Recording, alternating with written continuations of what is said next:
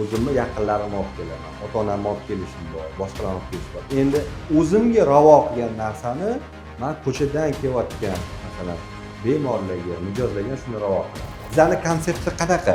Bir martalik tibbiy xizmat emas-da, inson omilini biz nolga tenglashtirgan. Shaharda shunaqa xususiyati bor MSKTlarimiz atigi 4 ta. Bittasi bizda turadi. Aniq aytadigan bo'lsa 820 ming dollar. Biza hamma bemorga ham gastro, ham kolonoskopiyani medikamentozni sonda amalga oshiramiz. Bizning konsepsiyada, bizning tibbiy loyihalarimizda tibbiy jihozdan pul ayash yo'q. Pentex o'zi bitta JLS turizmini puli. O'zi oti bilan sog'lomlashtirish markazi deb aytmasdan, bu erta kerak bo'lsa zararlashtirish markazi bo'lib qolyapti-da. Shunda oddiy masalan anaqani olishadi, lattani olishadi, lattani fruktini o'tirishadi, shu zont slankasi artishadi, следующий deb chaqirishadi. Bugun O'zbekistondagi check-up sohasida yirik yetakchilardan bo'lgan K-Davo klinikasiga birgalikda sayohat qilamiz. Qani bo'lmasam, ketdik. Buning uchun K-Davo klinikasi rahbari Nuriddin aka bilan bugun yaqindan suhbat qilamiz. Assalomu alaykum Nuriddin aka, yaxshimisiz? Ha, rahmat. Xo'p, birinchi savolga keladigan bo'lsak, o'zingiz haqingizda qisqacha tanishtirsangiz, ya'ni tibbiyot sohasiga qanaqa kirib kelgansiz? Assalomu alaykum hammaga. Men Nuriddinov Nuriddin, tibbiyot fanlari doktoriman. Tibbiy sohada 15 yildan ortiq tajribaga egaman. Xususiy tibbiyot sektorida 13 yildan beri faoliyat amalga oshiraman. Bu meni birinchi loyiham emas, bu meni 4-loyiham. Oldingi loyihalaringiz qanaqa? O'shalarni ham bitta qisqacha tanishtirib ketsangiz. Endi oldingi loyiham meni Hayat klinikalar tarmog'i, 3 ta klinikamiz bor. Umumiy loyihamda 350 tadan oshiq xodim ishlaydi. Kuniga 200 tadan oshiq bemorga tibbiy xizmat ko'rsatamiz. Bu loyihamiz biz yaqinda tashkillashtirdik. Lekin bu loyihamizni konsepsiyasini men yillar davomida o'ylab, ko'rib kelganman. Masalan, ko'p davlatlarda bo'lib, masalan, Hindistonda, Turkiyada, Germaniyada xususiy tibbiyot klinikalarida именно check-up programmalari qanaqa yo'lga qo'yilgan, mohiyati qanaqa tashkillashtirilganini ko'rib, oxirgi bundan 2 yil oldin borgan davlatim Janubiy Koreya bo'lgan. Janubiy Koreyada bu tibbiy xizmatni juda chiroyli konsepsiyada amalga oshirilganiga guvoh bo'ldim. O'sha konsepsiyani O'zbekistonga olib kelib, O'zbekistonda shu tibbiy xizmatni ko'rsatadigan loyihani tashkillashtirdik jamoa bilan. Zo'r. O'zi xalqimizda eng katta og'riq bor. Ya'ni sog'lig'iga vaqtida e'tibor bermaydi-da, aynan kasallik kelganidan keyin e'tibor berishni boshlashadi. Aynan shu loyihangiz ham xalqimizga qanaqadir katta manfaat beradi degan umiddaman. Shu o'rinda endi bitta savol keldi. Nuriddin aka, o'zi check-up o'zi nima? Misol uchun ingliz tilidan kirib kelgan so'z. Xalqimizga oddiy tilda tushuntirib bersangiz. Yaxshi savol berdingiz. Check-up o'zi tom ma'noda tarjima qilinsa, bu tekshiruv degani. Hamma o'zi odamning tajribasida ko'p narsani masalan tekshirsa bo'ladi. Qanaqadir jarayonni, masalan, qanaqadir ishlab chiqarish yoki qanaqasini qilsa, tibbiyotda ham tibbiy check-up degan narsa bor. Bu nima degani? Insonni hali qanaqadir shikoyati bo'lmasdan turib, qanaqadir kasalliklarni boshlang'ich davrida, insonda shu boshlang'ich davrida belgilari yo'q paytida oldindan tekshirib o'tkazib, shu kasalliklarga moyilligi bormi yoki shu kasalliklarni qaysi davridanligini aniqlik kiritadigan tekshiruv jarayonlari check-up deb etiladi. Endi baribir har bir inson kelishidan oldin sharoitlarga qiziqadi. Mana shu K-Davo klinikasida sharoitlar qanaqa? Yaxshi savol berdingiz. Bu yerda biz jamoa bilan harakat qildik. Kelayotgan har bitta insonga maksimal darajada qulayliklarni yaratish. Faqat tibbiyot masalasida emas, servis masalasida ham biz nima deydi, baland darajada ushlashga harakat qilyapmiz bu loyihada. Mana birinchi eshikdan kirib kelganda o'zi nima etaplardan o'tadi? Xo'p, birinchi navbatda kelgan inson kelib shu resepsiyonga keladi. Resepsiyonda qizlarimiz bemorga nimaga kelganligini masalan savol-javobini qilishadi. Undan tashqari qanaqadir qo'shimcha savollari bo'lsa, qo'shimcha savollarga javob berishadi. Lekin aslida bizda check-up masalalari birinchi jarayoni call centerda boshlanadi. Call centrimizga bemorlar murojaat qilgandan keyin call centrimizning qizlar ham check-upni to'liq batafsil tushuntirib berishadi. Bizning maqsadimiz nimadaki, kelgan insonga to'g'ri check-up programmasini, to'g'ri check-up dasturini tanlab berish. Chunki to'g'ri check-up dasturi murojaat qilayotgan insonni yoshiga qarab, jinsiga qarab, qanaqa soha vakili, chunki har bitta sohada o'zini xavf omillari bor. O'sha nima bezovta qilayotganiga qarab bizning qizlar murojaat qilayotgan insonlarga to'g'ri check-up dasturini tanlab berishadi. Check-up dasturi tanlangandan keyin bemorning kunini belgilaymiz, qulay kunga belgilaymiz. O'sha kunda kelganda birinchi bu murojaat qiladi shu yerda kelgandan keyin bizning qizlar har bitta bemor haqida to'liq ma'lumotga ega. Qachon keladi, nima dastur belgilangan, qaysi shifokor shu check-up dasturini amalga oshiradi, birinchi qaysi tekshiruvlardan o'tadi. Shularning hammasini shu yerda masalan qizlarimiz tushuntirishadi. Har bitta check-up dasturimiz boshlanishidan oldin biz bemorlarga maxsus to'ldirish uchun berilgan aprosniklar beramiz. O'sha aprosniklarga hammasiga javob berishadi. Ertaga bu aprosniklarni biz check-up dasturidan o'tgandan keyin o'sha chiqqan javoblarga qarab ham o'sha bergan savollariga nima shikoyati bor, nima bezovta qilyapti, o'zi sog'lig'i qanaqa darajada, shunga qarab biz check-upni masalan javoblariga ham biz shu yozib bergan nima deydi aprosnikiga biz ham masalan ishlatamiz bularni. Demak, har bir mijozga individual yondashamiz. To'ppa-to'g'ri. Bizning tajribadan kelib chiqqanda o'zi check-updan o'tgan insonlarimiz 3 ta guruhga bo'linadi. Hozirgi kunda 3 ta guruhga bo'linyapti. Birinchi guruh bemorlarimiz bu sog'lom bemorlar.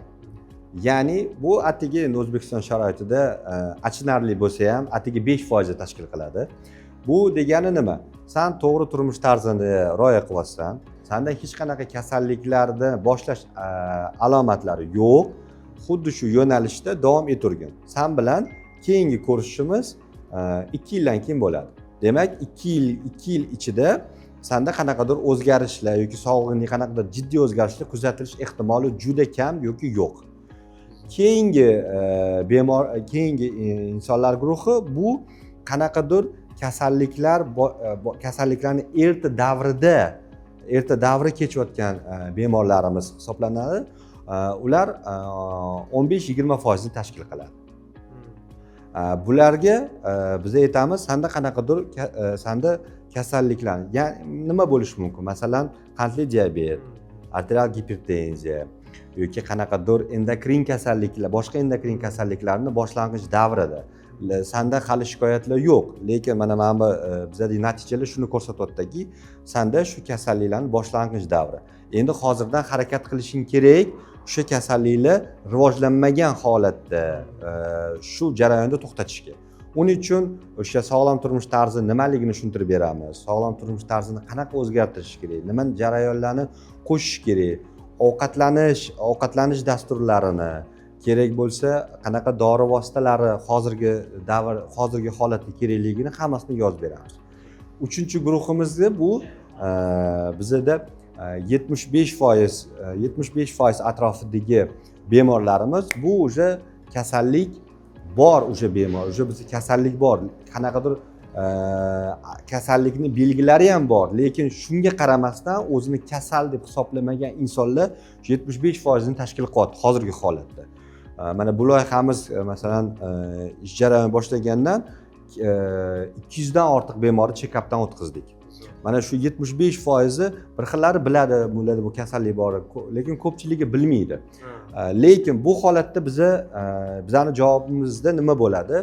Bu hali nima deydi? Finish emas. Hozirgi holatda ham bu kasalliklarni yengilroq holatga olib chiqsa bo'ladi. Buning uchun nima kerak? Nima hayot tarzini nimasida o'zgartirish kerak? Qanaqa dori vositalar kerak? Qanaqa monitoring kerak? Shularni hammasini yozib chizib beramiz. Sen bilan biz keyingi ko'rishimiz 6 oydan keyin bo'ladi. Mana shu narsalarimizni qilganingdan keyin 6 oydan keyin ko'rinasan deb belgilanadi. Kerak bo'lsa shu kasallik уже aniqlangan bemorlarda tor doiradagi mutaxassislarimiz bor. Ya'ni kim? Endokrinolog, oftalmolog, gastroenterolog, gepatolog, kardiolog, nevropatolog va yana boshqa ko'p doiradagi mutaxassislarimiz bor. Urolog, ginekolog masalan. Shularniga biza qo'shimcha tavsiyalar olish uchun, qo'shimcha tekshiruvlar qilish uchun biz yo'naltirib beramiz. Ya'ni bu bemorga nima lozim bo'lsa, qo'pol qilib aytganda biz kapitalniy remont qilib beramiz. Ha, xuddi texosmotr. Da, biz texosmotr o'tkazamiz. Texosmotrning natijasiga qarab biz nima jarayonlar qilish kerakligini.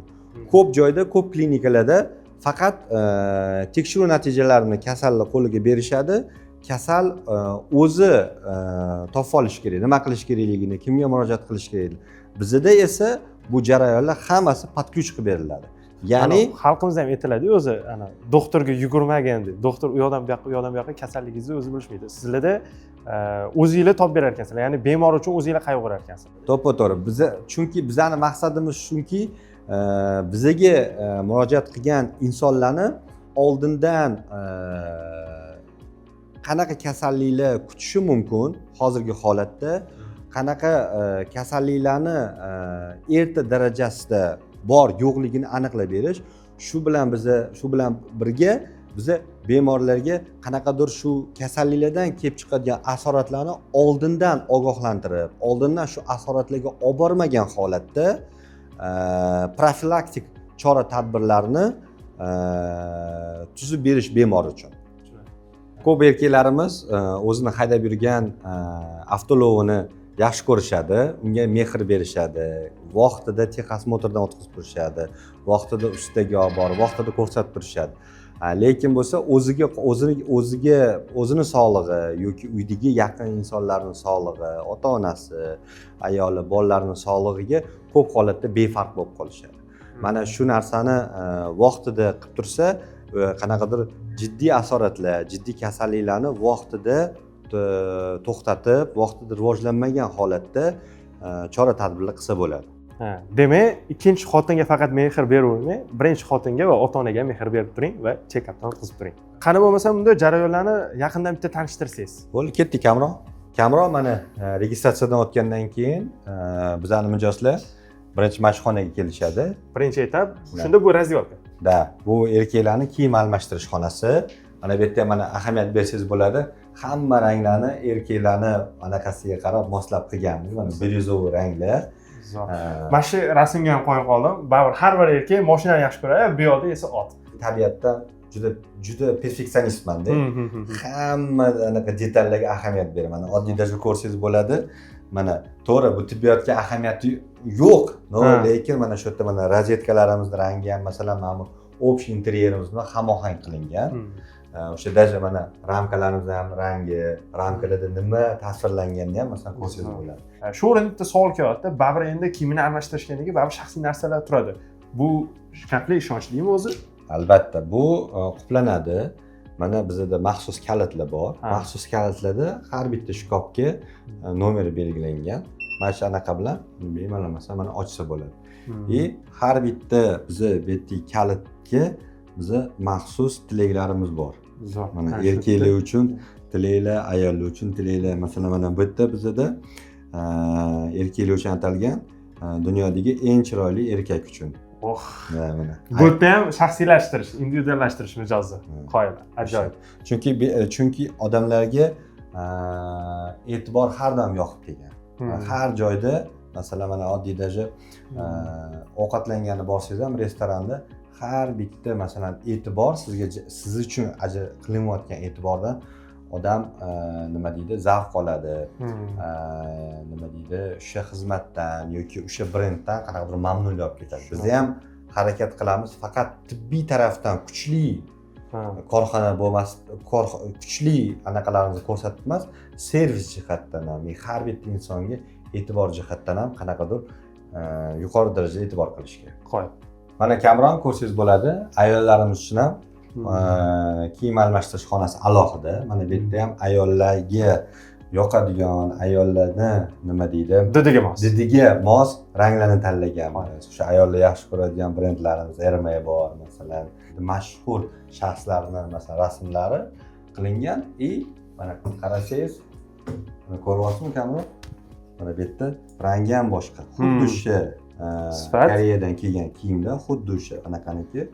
Mana bu yerda ko'ryapsizmi? Даже veshelkasi ham boshqacha. Ayollarga mos, nozik anaqa qilingan. Ayollarimizga biza ikki xil nima deydi? Kiyim osadigan moslamalar qilganmiz. Hamma kiyimga masalan mos keladi. Mana bu ham masalan kalit bilan quplanadi, kalit bilan ochiladi. Quplandi.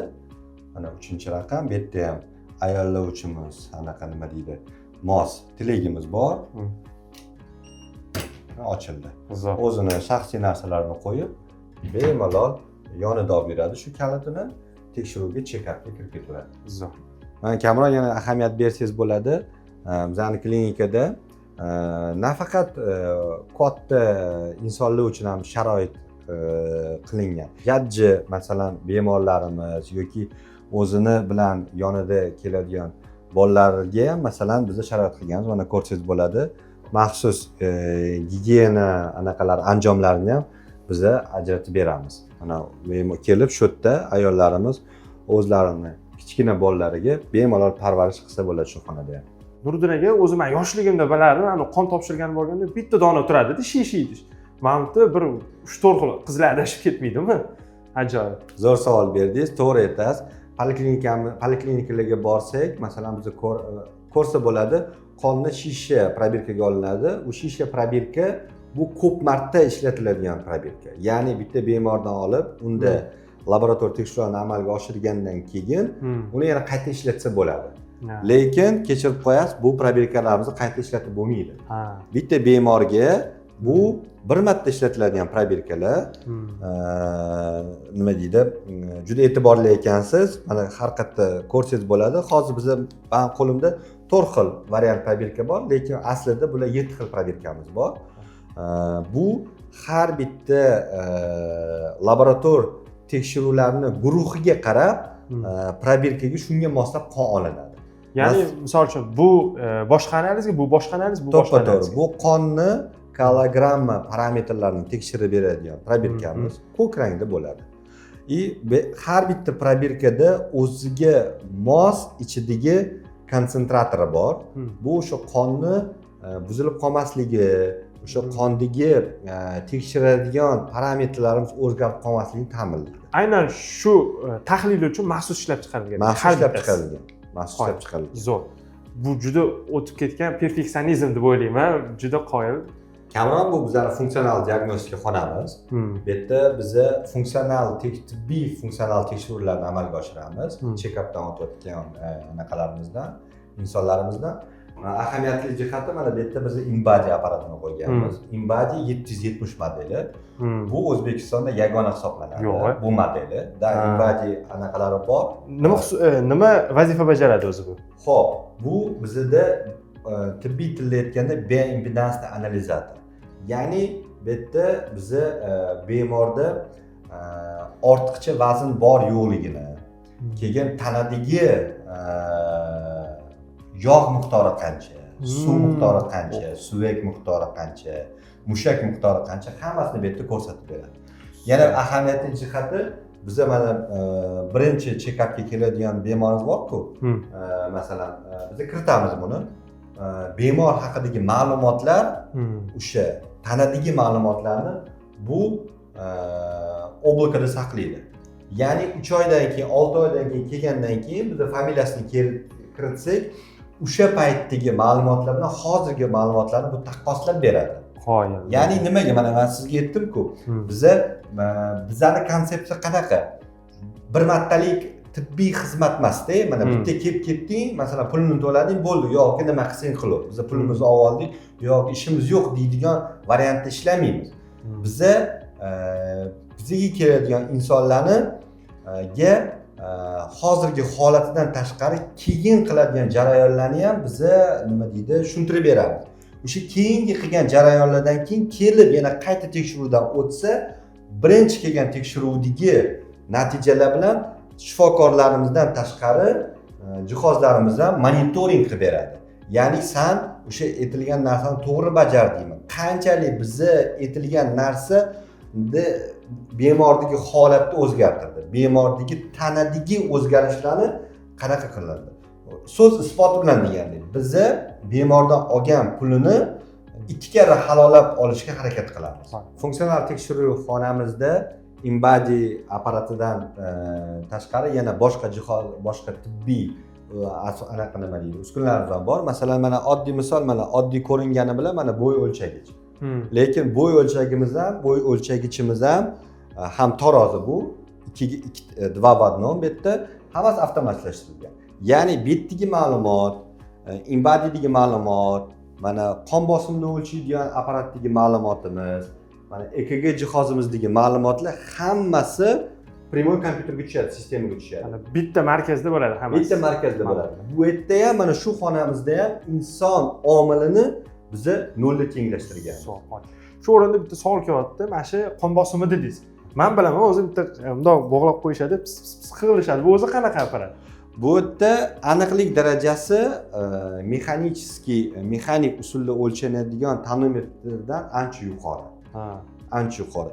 Nimagaki, masalan, agar bilsangiz, mana oddiy o'lchaydigan anaqamizda faqat mana shu joydan olib, masalan, o'lchab beradi. Ammo bu yerda ko'rsangiz, qo'lingiz to'liq kiradi.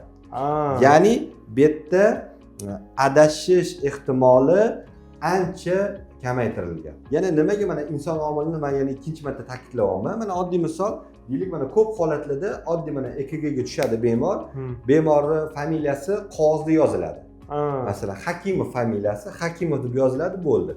Shu yerda mana medsestralarimizda ko'p holatda bemorning familiyasi adashib ketish ehtimoli bor. Lekin bu yerda mana bizda o'sha check-upda bizga belgilandi, bemor funksional tekshiruvga kelyapti, apparatni yoqdik. Bu avtomatik Hakimov familiyasini belgilab anaqa olib ketadi. Shu yerda menga o'sha qiziq emas. Bugun hamshira eri bilan urushib keldimi? Kayfiyati bormi, yo'qmi? Menga ahamiyati yo'q. Kasalga ham ahamiyati yo'q. Chunki mana belgiladi, bo'ldi.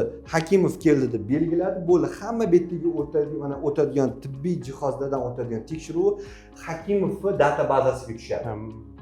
Qo'yib. Ya'ni hamma ma'lumotlar o'sha markaziy bazada turadi. Turadi.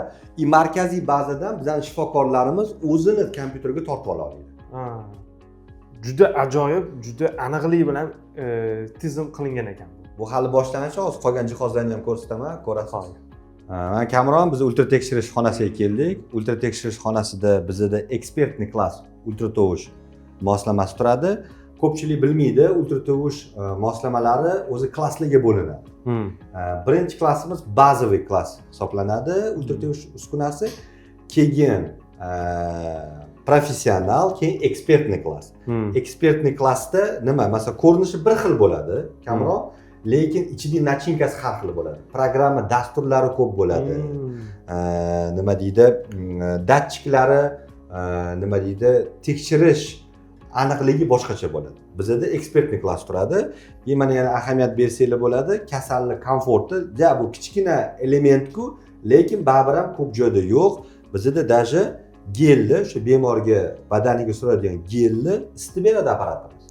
Ya'ni masalan ko'p joyda seskanib ketasiz-ku, gel surgandan keyin muzdek bo'ladi. Mana shu hissiyotni bo'lmasligi uchun bemorlarda komfort bo'lish uchun maxsus kichkina uskunasi bor o'zini. Bu anaqada bu tekshirish nima deydi, sifatiga ta'sir ko'rsatmaydi umuman. Lekin baribir ham komfort. Yana Kamron biza faqat apparatlarni nima deydi, klassi, modeli yoki bajaradigan funksiyasiga qarashdan tashqari biza betdagi loyihamizda o'tiradigan shifokorlarimizni ham darajasiga juda katta ahamiyat beradi. Mana bu yerda o'tiradigan shifokorlarimizni ko'rsangiz bo'ladi, mana o'qigan sertifikatlari, mana ko'pligidan. 12 ta. Voy. Bu shifokorlarimiz har doim o'zini ustida izlanishadi. Har 2-3 oyda qanaqadir kurslarga borishadi, o'zini malakasini, tajribasini doim nima deydi, oshirib borishadi. Chunki tibbiyot sohasi shuda, tibbiyot sohasida bitta joyda turib qolish eng xato Chegara yo'q. mutaxassis uchun. Ha, doimiy rivojlanib boradi. Doim rivojlanib borish kerak. Masalan, chet el tajribasini masalan o'zini ishiga tatbiq qilish kerak. Qanaqadir o'zini nima deydi, malakasini, teoriyasini masalan har doim izlanib yurish kerak. Ha. Shu o'rinda men bitta ma'lumot o'qib qoldim. Mana shu hozirgidek teoriya 5 yildan keyin yolg'on bo'lib qolishi mumkin ekan tibbiyotda. Chunki kundan kunga atmosfera o'zgaryapti, kundan kunga yangi izlanishlar olib borilayotgan ekan. Endi yolg'on emas-ku, takomillashish desa bo'ladi. Chunki mana 5 yil oldingi tibbiyotdagi ma'lumotlar hozirgi ma'lumotlarga ozgina tafovut qilishi mumkin. 100% emas, tafovut qilishi mumkin. Ya'ni qanaqadir jarayonlar qo'shirish yoki shu kasallikni erta aniqlash bo'yicha qanaqadir kriteriyalar kiritilishi mumkin tavsiyalarga. Shu boisdan ham doktorlar doimiy rivojlanib borishadi. To'ppa-to'g'ri. O'shaning uchun men har doim o'zim shifokorlarimga qo'yadigan talabim doim o'zini ustida ishlab, malakasini oshirib borish. Kamroq mana UZI xonani ham ko'rdik, ultra tekshirish uskunalari haqida ham ma'lumot berdik. Masalan, mana endi hozir loyihamizdagi eksklyuziv tekshirish moslamasiga masalan xonasiga ham sayr qilamiz. Bu MSKT tekshirish uskunamiz. Qani ketdik. Zo'r. Nuriddin aka, o'zi bu apparatingiz nima vazifani bajaradi? Xo'p, bu apparatimiz insonlarni ichki a'zolarini diagnostikasiga juda katta nima deydi, tekshiruv amaliyotini bajarib beradi. Ya'ni masalan jigar, masalan to'qimasida yoki buyrak to'qimasida yoki nima deydi, ko'krak qafasida, oshqozon ichak tizimida qanaqa o'zgarishlarni erta ko'rsatib beradi. Bu ko'rsanglar bo'ladi, bu Philips kompaniyasini 256 srezligi multislayster kompyuter tomograf. Shaharda shunaqa xususiyati bor MSKTlarimiz atigi 4 ta. Bittasi bizda turadi. Qo'yib. Ahamiyatli jihati 200 kilodan, mana ko'rsanglar bo'ladi, 200 kilodan ortiq vazndagi bemorni biz tekshiramiz. To'g'ri, chunki xalqimizda hozir ortiqcha vazndan ko'p aziyat chekyapti. Ortiqcha vaznli insonlar ko'p. Ko'p joyda 120 kilodan yuqori ola olmaydi. Hammasi kuchi yetmaydi. Stolini kuchi yetmaydi. Bu 2025-yilda zamonaviy multislayster kompyuter tomografi. Yana ahamiyatli jihati Kamron, mana agar ko'rsangiz, mana bu yerda bizning injektorimiz bor. Injektor bu nima? Ko'p joyda injektor yo'q. Ko'p joyda mana bu injektor bizga kontrast tekshiruvlarni amalga oshirishga juda katta ahamiyati bor. Keling, shuni bir yaqindan tanishtirib ko'rsangiz. Kelinglar. Bu injektorimiz Ulrich kompaniyasini injektori. Ko'p holatda tibbiy tashkilotlar yoki klinikalar MSKTni zakaz qilganda shu apparatni qo'shib olmaydi. Qo'shib olmaydi. Aksariyat holatda bu apparat o'zi qachon kerak bizga kamroq? Bu MSKT tekshiruvini ikkita katta guruhga bo'lsa bo'ladi. Kontrast bilan va kontrastsiz. Kontrast bu nima? Kontrast bu o'sha to'qimalarni vizualizatsiyasini yaxshi qilib beradi. Bu birinchisi. Ikkinchisi qon tomir tekshiruvlarini, ya'ni o'sha a'zoga borayotgan tomirlarda o'tish darajasi qanaqa? Ateroskleroz bormi yoki o'sha tomirlarda onkologik jarayonlar boshlanganmi, boshlanmaganmi yoki bormi, yo'qmi? Shuni bilish uchun oddiy MSKT tekshiruvi kifoya qilmaydi. Albatta kontrast bilan MSKT qilish kerak. Ya'ni MSKT qilayotganda bemorni qon tomiriga biz maxsus kontrast yuboramiz. Shunda bu apparatinglar bu MSKTni javobini yanada aniqlashtirib beradi. Da, bizda izobrajeniyani cho'tkisini, aniqligini oshirib beradi. Endi ko'p holatlarda bizda nima qilishadi? Vaziyatdan qanaqa chiqishadi? Agar injektor bo'lmasa shifoxonada qo'lda shpritsda jo'natishadi. Mana tasavvur qilsana, mana bemor yotibdi bu yerda, injektor yo'q. Injektor yana bitta vazifasi, bu injektor bu jihoz bilan baravar ishlaydi. Integratsiya qiladi birga. Integratsiya qilingan. O'sha yerda masalan o'zining spetsialniy displeyi bor. O'sha yerda kontrast, bu apparat kontrastni jo'natadi-da, bu apparatga buyruq beradi. Bo'ldi deydi, men jo'natyapman, hozir tekshiruvni qilish kerak deydi. To'liq avtomatlashtirilgan. Avtomatlashtirilgan. keyin bemor vazniga qarab kerakli kontrastni jo'natadi. Ortiqcha jo'natilmaydi. Shu yerda ham inson omilini yo'qotgan ekan. Inson omilini yo'qotganmiz. Bu yerda faqat inson omili emas, bu yerda yotayotgan bemorning sog'lig'ini ham g'amxo'rligi bor. Tekshiruv natijasi ham aniqligi belgilab beradi shu apparat. Ko'p joyda bu injektor bo'lmagan holatda mana bemorlar uchun ma'lumot berib o'tamiz. Masalan, agar sizlarga kontrast tekshiruvini o'tkazayotgan bo'lsa shifoxonada, agar tibbiy xodim sizlarga kontrastni shpritsda jo'natsa, ya'ni masalan bu bo'lmagandan keyin majbur shpritsda jo'natish kerak. Shpritsda jo'natadi. Mana tasavvur qil, kamron bemor yotibdi yoki sen yotibsan, kontrastni shpritsda jo'natdi. Jo'natgan odam albatta chiqib ketishi kerak. Chiqib ketgandan keyin o'sha maxsus knopkasini bosish kerak. Bo'ldi, tekshirgindi. Endi tasavvur qilsana, kontrastni jo'natdi-da, borib bosguncha kontrast уже anjonda. Qo'yasizmi? Bu degani keyin nima qilishadi bu holatlarda? Kontrastning miqdorini shu bemorga to'g'ri keladigandan 3 barobar ko'p jo'natishadi. Bu kontrast bu yot narsa. Bu degani bemor bir hafta, 10 kun, 15 kun bosh og'rib yuradi. Sog'lig'iga ham xavf bo'ladi. Sog'lig'iga ham xavf bor. Endi tasavvur qilgin, buni yetishmovchiligi bo'lmasa-chi bu bemorda. Bu degani o'sha kontrast organizmda 1 oy, 2 oylab ziyon yetkazib yuradi. Mana nima uchun KDVni tanlashingiga yana bitta katta sabab. Bu holatda nima bo'ladi? Bu holatda kerakli, masalan mana bemorga 20 gram kontrast kerak shu tekshiruvni amalga oshirishiga, shu vazniga, shu holatga. Shu 20 gramdan ortiqni jo'natmaydi. Bu o'sha 20 gram ketgandan keyin bu stopga bosadi. Kerakli paytda apparatga buyruq beradi, olgin deydi. Keyin kontrast nima deydi? Injektor bilan jo'natilgan tekshiruvni sifati qo'lda jo'natgandan juda farqi katta. Qanaqadir kasallikni o'tkazib yuborish ehtimoli ancha kamayadi. Sir bo'lmasa, shuncha katta zo'r apparatingiz nechi pul? Baribir o'zbeklarga pul qiziq. To'g'risini aytavering? Ha, aytavering. Ikkita gelingni puli. Vau. Taxminan bir 800-900 atrofida ekan. Ajoyib. Aniq aytadigan bo'lsa, $820,000. Bu ham bitta mijozlarga katta qiymat berish. Ya'ni siz check-up muolajasiga to'lab qo'yotganingizni mana shunaqa katta qiymatdagi apparatdan o'tasizlar. Qo'ying. Kamron biz oftalmolog xonasidamiz.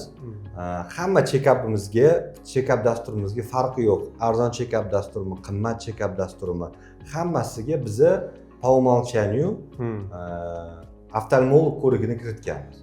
Va nafaqat oftalmolog ko'rigi va ko'z tekshirish uskunalari ham shuning ichiga kiradi. To'g'ri, chunki baribir hamma inson baribir bu dunyoga yorug' dunyoni ko'zi bilan ko'radi. Shuning uchun ko'zni baribir tekshiruv kerak deb o'ylayman. Mana hamma betli tekshirish uskunalarimiz, ko'zni tekshirish uskunalari Janubiy Koreyadan keltirilgan Hewitz kompaniyasini diagnostik uskunalari. Xo'p, bular nima farqi bor? Misol uchun ko'zni nimasini tekshiradi, bu ko'zni nimasini tekshiradi? Masalan, mana bizda avtokeratorev plus taxometr. Bu 4 в 1. Ya'ni bu apparatda 4 ta tekshirish jarayonlari amalga oshiriladi. Bu shilivoy lampamiz bu. Shilivoy lampa. Yana ikkinchi xonamizda yana 2 ta ko'z tekshirish uskunalari mavjud. Shular orqali biza insonda ko'rish darajasi qanchalik to'g'ri, agar buzilgan bo'lsa, nima jarayonlar buzilganligini bizani shifokor ko'rsatib beradi. Zo'r. Menda shu o'rinda savol kelyapti. Ya'ni check-updan tashqari, misol uchun ko'zni qanaqadir kasalliklarni davolaysizlar. Masalan, hozirgi trendda bo'lgan g'ilaylik. Bizda oftalmologlarimiz nafaqat diagnostika jarayonlarini amalga oshirishadi. Ya'ni bu yerda davolashimiz ham bor. Bu yerda juda kuchli ko'z shifokorlarimiz bor. Ular yosh bolalarda g'ilaylik, ya'ni kasaglaziya, boshqa yana anaqalar nima deydi, kataraktani davolaymiz biz. Bu yerda qandli diabeti bor insonlardagi ko'zdagi qon tomirlarining o'zgarishlarini davolaymiz. Keyin mana ochki taqadigan bolalar bor-ku, bilasanmi? Shu savol kelyapti o'zi. Bor bir xil ochkini o'sha musorga tashlayapti, zreniyasi yaxshi bo'ldi. Qanaqasiga u? Lazerni korreksiya deydi. Shunda ko'zni nima operatsiya qilishadimi? Bizda ham shu uskuna bor. Masalan, hozir manekenni tushuntiraman. Kamera mana bu ko'zni modeli. O'zi o'sha ochki taqish o'zi nimaga kerayishi kerak? Mana ko'p insonlarda shu muammosi bor insonlarda mana bu shoh pardasi tekis bo'lmaydi-da, kamroq. Mana shuni da qanaqadir notekisliklar bo'ladi mana shoh pardada. O'shaning uchun ham quyosh nuri kelganida shu yerda noto'g'ri kiradi ko'z ichiga, o'shanda ko'rish darajasi buzilgan bo'ladi. Bu xuddi nima desa bo'ladi, mana shoh pardasi xuddi qora qamish yo'liga o'xshagandek bo'lib qoladi. Buni sho'pirlar yaxshi bilishadi. Ha, mana qora qamish yo'liga o'xshagandek bo'lib qoladi, g'adir-budir bo'ladi.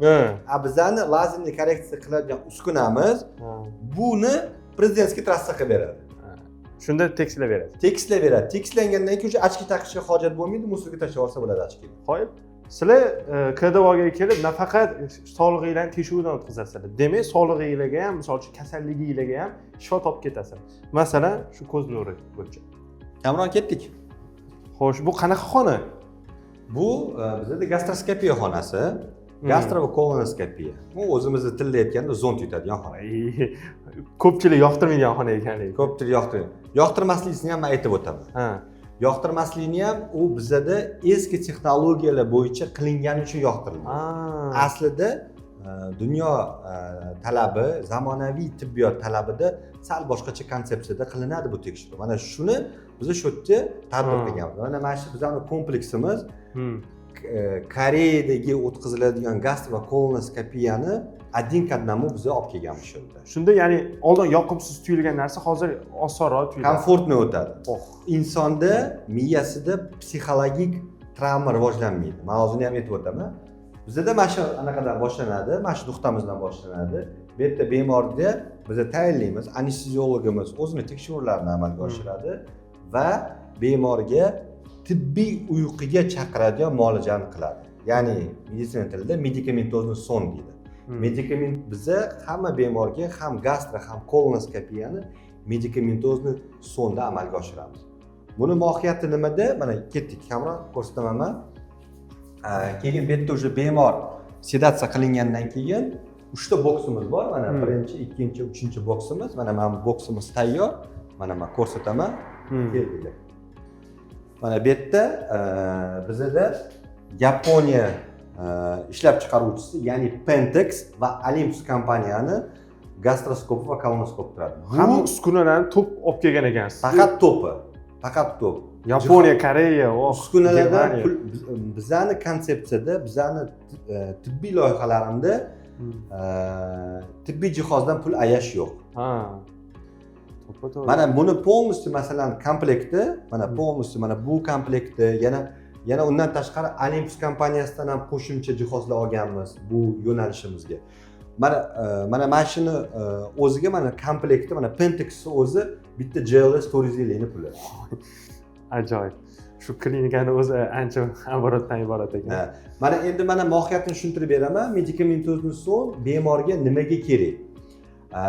Bu yerda mana birinchisi даже bemorning komforti va bemor og'riq sezmaslikda emas. Asosiysi bu yerda nima? Bemor tinch bo'lsa, agar qanaqadir bezovtalanmay tekshiruvdan o'tsa, bu shifokorga diagnostika sifatini baland qilib beradi. Ya'ni nima degani? Shifokor xotirjam, anaqa asabiylashmasdan hamma tekshiruv jarayonlarini, etaplarini to'liq bajaradi. Ya'ni masalan deylikda mana tasavvur qilgan, mana biz oshqozonni ichidamiz, mana zond yutdi, zondda kirdi. Bemor agar uyquda bo'lsa, sedatsiyada bo'lsa, oshqozonni devorlari spazm bo'lmaydi. Noqulay holatlar bo'lmaydi. Yo'q, gap noqulay holatlar, bu ikkinchi darajada. Men birinchi momentini aytayman senga kamroq.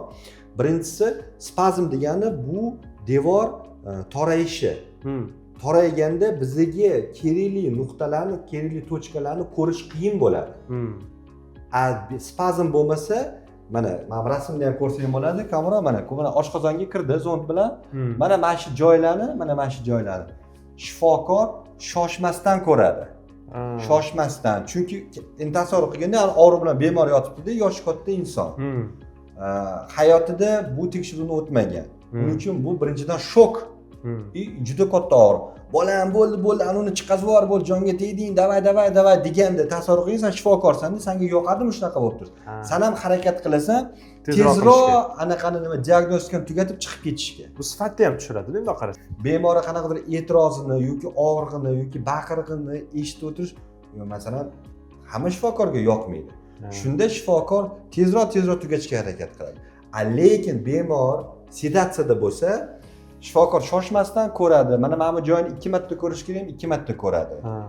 Keyin masalan Mahmudga nimadir yopishib qo'ydi, qanaqadir ovqatni, anaqasi yoki nimadir. Oladida o'zida spesialni yuvsa bo'ladigan anaqasi funksiyasi bor bizning anaqa zontlar. Ko'p zontlarda yo'q unaqa. Ko'p zontlarda kanal bo'lmaydi, faqat kelib videoni olib chiqib ketadi. Lekin bizning zontlarimiz ikkita kanal. Suv ham jo'natsa bo'ladi, qanaqadir maxsus instrumentlarni ham jo'natsa bo'ladi. Endi mana shu joy misol mana doktorga yoqmadi yoki shu yerda qanaqadir onkologik jarayon boshlanayotganini doktor podozrevot qilyapti, shubhalanyapti. Shu joydan biopsiya olsa bo'ladi. Endi tasavvur qilganda, masalan, sen bemordan biopsiya olmoqchisan. Hushida bor bemordan sen hayotda biopsiya ola olmaysan. Og'riq kuchli bo'ladimi? Shunaqa kuchli bo'ladi, sakrab ketadi kasal.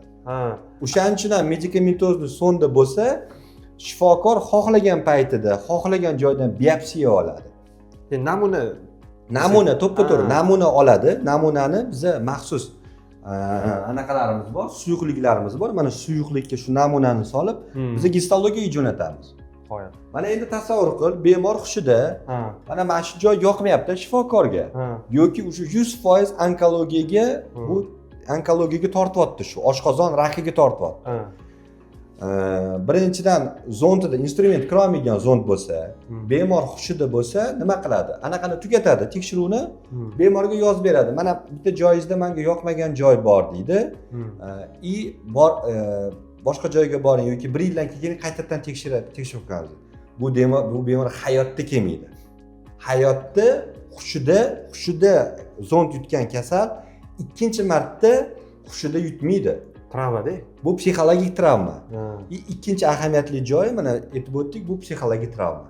Shu o'rinda bitta xulosa kelyapti. Demak, sizlar faqat mijozlarga qulaylik emas, o'zingizlarning shifokorlarni ham qulayligini o'ylagan ekansizlar. Aniq tashxis qo'yish uchun. To'ppa-to'g'ri. Bu yerda biz hamma narsani me'yorda ushlashga harakat qilamiz. Ya'ni qaysi ma'noda? Bu yerda birinchi o'rinda diagnostikani darajasi. Biz bu yerda yuqori darajada diagnostika qilamiz. Ya'ni masalan bemorga masalan shu biopsiya kerakmi qilamiz. Sabab bu yerda biz olgan pulimizni pastda aytib o'tganimdek biz halollab olishimiz kerak. Bu yerda qo'l uchida diagnostika qilish, qo'l uchida qanaqadir natijani yozib berish u bizga to'g'ri kelmaydi. Ras masalan bemordan pul oldikmi, shunga yarasha biz sifat qilib berishimiz kerak. Bunaqa sifat qilib berishimiz uchun sharoitimiz shuni nima deydi, pozvolat qilish kerak bizga. O'shaning uchun ham biz o'zi Yevropada mana o'zi shunaqa bemorlar bor. Turkiyada, Germaniyada, Koreyada chekap o'tgan bemorlar. Mana meni gapimni tasdiqlashi aniq. O'sha joylarda gastroskopiya ham, kolonoskopiyani hammasini bemor uxlagan holatda o'tkazishadi. Bu yolg'on emas. Demak, Koreya, Germaniya texnologiyasini O'zbekistonda ham his qilib, bemalol kelsangiz bo'ladi. Lekin 3 karra arzon. Ajoyib, ko'rasizlar. Ya'ni vaqtinglar ham ketmaydi. Chet elga borib, sarf xarajatlar shu yerda o'zida kelib tekshirtirsanglar bo'ladi. Shu o'rinda qo'shimcha endi savol, o'zi chet elda chekap muolajalari qancha? Xo'p, zo'r savol berding, Kamron. Mana men aniq ayta olaman, eng arzon chekap dasturi Turkiyada ham, Koreyada ham $1000 boshlanadi. Bizda 3 barobar arzon. Bizdagi bu loyihamizda 3 barobar arzon. Tag'im o'sha $1000 ga aviabilet qo'sh, aviachiptani qo'sh, gostinitsani qo'sh. Albatta yoningda kimdir sherik bilan borasan. Sherikga ham bilet olib berishing kerak. Sherikga ham masalan mehmonxona xarajatlari bor. Bu $1000 bu eng arzon paketi. Men o'zim Koreyada o'tganman chekap. Sizga necha pul ketgan? Men $2000 chekap tanlaganman. $2000 chekapni o'tib, o'sha yerdagi bor narsani shu yerga olib kelib, o'sha Koreyada $2000 ga tushadigan chekapimiz bizda hozirgi kunda 8,5 million, 9 million atrofida tushyapti. Ko'rasizlar, demak, bular o'zimizning xalqimizdan o'ylagan holatda birinchi mijoz bo'lganlar bu narsalarni o'rganib chiqib, keyin xalqimizga shunaqa qulaylik yaratganlar. Shuning uchun bemalol o'ylanmasdan kelinglar va qimmat deb hisoblamanglar. Ko'ryapsizlar, men shunda ko'zim bilan ko'ryapman, juda katta qiymat olamiz. Nuriddin aka, men klinikada sharoitni ko'rdim, texnikani ko'rdim. Lekin eng muhim narsa bu tibbiyotda menimcha gigiyena deb o'ylayman, sterilizatsiya. Sizlarda qanaqa yo'l bo'lgan? Yo'l ko'rsataman. Kamroq sterilizatsiyani so'rading, zo'r savol berding. Mana bu yerda bu bizning maxsus xonamiz. Bizda o'zi sterilizatsiya xonalarimiz ikkita bizda. Bu faqat mana shu gastro va kolonoskopiya uchun mo'ljallangan sterilizatsiya va tozalash xonamiz. Asosiy sterilizatsiya xonamiz yana boshqa joyda. Endi qara, mana bemor keldi. Bemor kelgandan keyin mana bu zondni biz ishlatamiz. Mana shu zond bilan doktorimiz oshqozonga kiradi yoki yo'g'on ichiga kiradi. Oshqozonga kiradigan zondimiz boshqa. Yo'g'on ichini ko'radigan zondimiz boshqa. Bir-biriga tushmaydi. Buni shifokorlar zo'r bilishadi. Endi qara, aksariyat joylarda nima qilishadi? Mana bitta bemorni o'tkazishda, oshqozonini tekshirishda, shunda oddiy masalan anaqani olishadi, lattani olishadi. Lattani frutsinga bo'ktirishadi, o'sha zond shlankasi bu deb artishadi, следующий deb chaqirishadi. Tushundinglar? Endi tasavvur qilgin, men senga nima dedim? Zondlarda kanal bor dedim. Bu kanal, bu ichkaridagi kanal. Sog'lom odam kasallik yuqtirishi mumkin. 100%. Masalan, gepatit B, gepatit C, xudo ko'rsatmasin SPID. Shu o'rinda ehtiyot bo'linglar. Ya'ni to'g'ri yursanglar ham SPID yuqtirish xavfi bor. Ya'ni sog'lomlashtirish markazlarida eng yomoni. To'g'ri. O'zi oti bilan sog'lomlashtirish markazi deb aytsa, bu erta kerak bo'lsa zararlashtirish markazi bo'lib qolyapti-da. Bizda bu qanaqa yo'lga qo'yilgan? Mana bizda mana shu zondlarimizni yuvishga mo'ljallangan maxsus yuvadigan, sterilizatsiya qiladigan uskunalarimiz bor. Buni washer deydi. Bu ham Yujniy Koreyadan keltirilgan. Mana shu yerga zond qo'yiladi. Mana shu yopiladi. O'zini mana ko'rsang, bu yerda 3 ta mana shunaqa maxsus anaqalari bor. Nimaga 3 ta? Chunki zonimizda aytganimdek 3 ta kanali bor. 3 ta kanaliga ulanadi. Mana shu maxsus anaqalar, razyomlar bu yopiladi. Start beriladi. Mana bu yerda ko'rsang, bizda 9 ta ko'ryapsizmi jarayon. Shu 9 ta jarayondan, tozalash jarayonidan o'tmasa bu ochilmaydi. Bu apparat o'zi quplab qo'yadi. Quplab qo'yib 9 ta jarayondan o'tganda mana qarab etdi. Mana bu yerda mana ingliz tilida yozilgan mana washing. Bu chayish, dezinfektant qo'yadi, yana chayadi, havo bilan anaqa qiladi, quritadi. Keyin oxirida 96% spirt bilan yana bitta обработка qilib yuboradi butun zondda. Shu yerda ham inson omilini yo'qotgan ekansiz. 100%. Mana bu yerda ham menga qiziqmasdi. Masalan, medsestra nima deydi? Bugun qaynonasidan gap eshitib keldimi ertalab, boshqa qildimi, avtobusga kech qoldimi, boshqa qildimi, kayfiyati bormi, yo'qmi? Shu yerga qo'yadi bo'ldi apparatni. Ya'ni eng qizig'i bu bizga chek chiqazib beradi. Tozalagan, tozalamaganligini. Har bitta bemorning kartasiga shu chekni yopishtirishadi. Demak, toza apparatdan o'tayotganingizni ham apparat aytib beradi sizga. Misol uchun, medsestra aldashi mumkin yoki adashishi mumkin deb o'ylamaysizlar. Apparatda o'zi sizlarga 100% bor haqiqatni aytib beradi. Chunki bu yerda kontrol juda yuqorida. Nimagaki men nimaga buni qilganman? Bu menga ortiqcha xarajat. Masalan, mana men ham bitta masalan Nexia'ni puli. Masalanda bu nimaga? Ertaga men bu yerga o'zim ham kelishim bor. O'zimni yaqinlarimni olib kelaman, ota-onamni olib kelishim bor, boshqalarni olib kelishim bor. Endi o'zimga ravo qilgan narsani men ko'chadan kelayotgan, masalan, bemorlarga, mijozlarga shuni ravo qilamiz. Nuriddin aka, bularni ortiqcha xarajat deyapsiz. Hop, o'zi bittasi Nexia'ning puli bo'lsa, ikkinchi Nexia'ni nimaga qo'ygansizda? Xo'p, endi qara. Men senga ahamiyat bermabsan, men aytdim senga, zondimiz bu yerda 2 xil deb. Bitta zondimiz oshqozonga kiradi. Bittasi yo'g'on ichiga kiradi. Ikkita zond har xil bo'ladi. Kamroq endi tasavvur qilganda, men aytayman, mana ikkita zondimiz bor.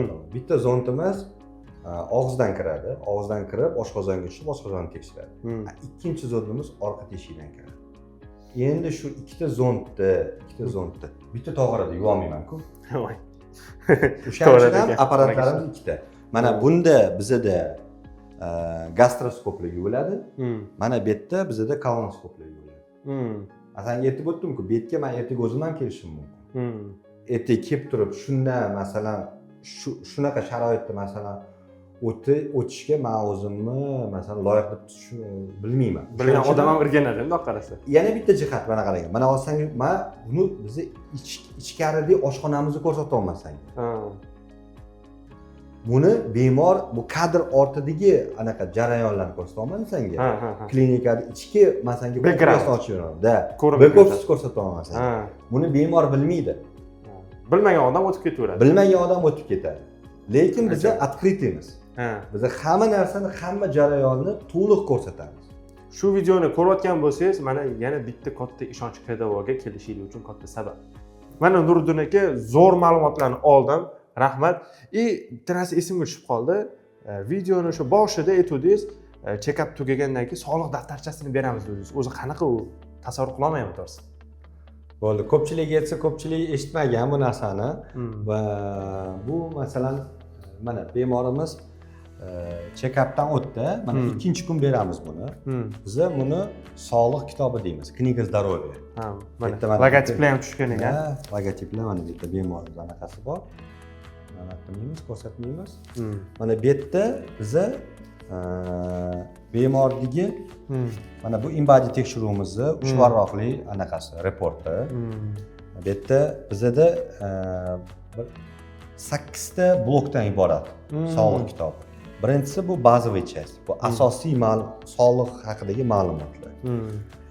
Keyingisi bu yerda bizda laboratoriya tekshiruvlarining natijasi.